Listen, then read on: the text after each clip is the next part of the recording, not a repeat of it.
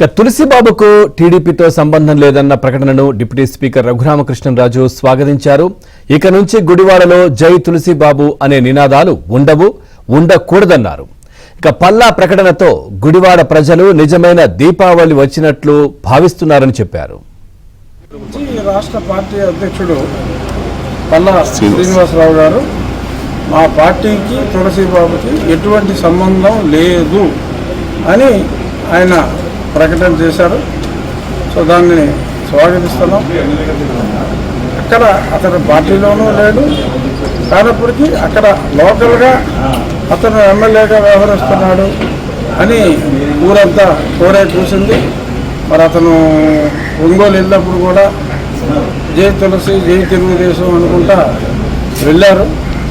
మరి తీరా చూస్తే అసలు తెలుగుదేశం పార్టీకి అతనికి ఎటువంటి సంబంధం లేదని తెలియటం ఒక పక్క సంతోషం, ఒక పక్క ఆశ్చర్యంగా ఉంది. కానీ సంతోషమే చాలా ఎక్కువగా ఉంది. సో అంచేత ఇంకెప్పుడు ఎల్లో బ్యానర్లు, తులసి దళాలు, జై తులసి అనే నినాదాలు గుడివాడలో ఇక నుంచి ఉండకూడదు అని నేను కోరుకుంటున్నా. గుడివాడ ప్రజలకి మరి ఈ స్టేట్మెంట్తో నిజమైన దీపావళి వచ్చినట్టుగా భావిస్తున్నారు. ఎందుకంటే స్టేట్మెంట్ వచ్చి ఒక గంట అయితే ఈ గంటలో గుడివాడ నుంచి నాకు 7-8 ఫోన్లు వచ్చాయి. సో అది గుడివాడ ప్రజల ఆనందాన్ని ఈ పల్లా శ్రీనివాసరావు గారు ఇచ్చిన వివరణ ద్వారా తెలిసింది.